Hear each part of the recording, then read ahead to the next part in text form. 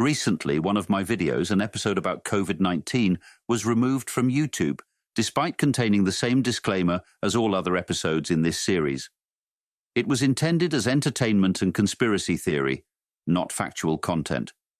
This experience has sparked a deeper reflection on censorship and the question of freedom of speech, leading to the creation of this very episode. But this also raises an important question. Why was the video completely removed instead of simply flagged with a warning? If YouTube believed the content was potentially harmful, wouldn't it be more reasonable to leave the video up with a clear message for viewers? Something like, "Viewer discretion is advised. This video may contain misleading information. Watch at your own risk." Why not let people decide for themselves what is or isn't misinformation, especially in a world where we are supposed to be free? What is censorship? At its core, censorship is the suppression or restriction of information, often justified as necessary to protect the public. However, it raises a crucial question. Is it protecting us from harmful content or simply hiding uncomfortable truths? In today's digital age, this control is exercised by tech platforms, governments, and corporations, which now decide what information we are allowed to access or discuss. The thin line between protection and suppression. Supporters of censorship argue that it prevents dangerous misinformation.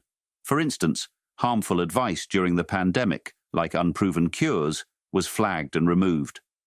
But what happens when alternative views like natural treatments or holistic health approaches are labeled as disinformation simply because they don't align with mainstream medicine?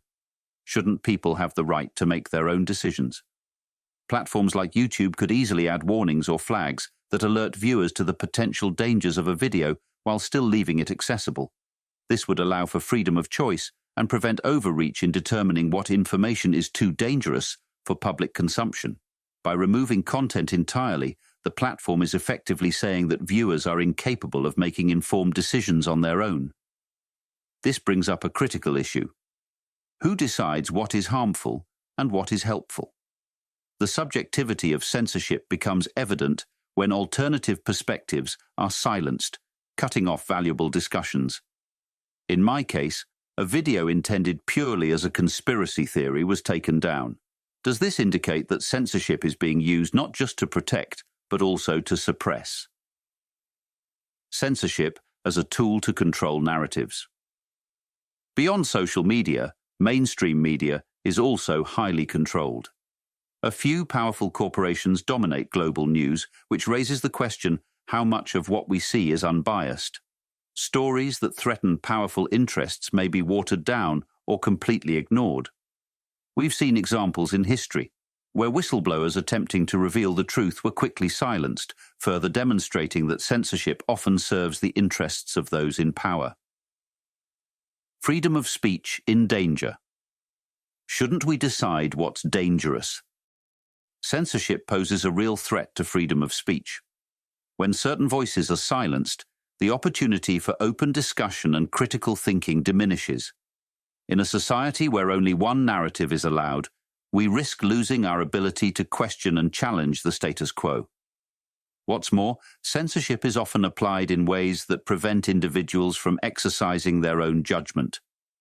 Why can't we decide for ourselves what is misinformation and what isn't? By offering clear warnings instead of removing content entirely, platforms could respect both sides, protect the public while preserving freedom of speech. If platforms like YouTube believe some content is dangerous, they could add warnings or notifications such as, "This video may contain misleading or harmful information. Viewer discretion is advised."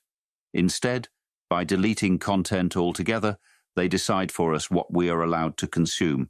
Is this truly freedom? Conclusion. Censorship may be intended to protect, but it can also suppress ideas and silence voices that don't conform to the mainstream narrative. My recent experience with YouTube censorship highlights how easily freedom of speech can be compromised in the name of protection. Shouldn't people have the freedom to decide for themselves what content they engage with?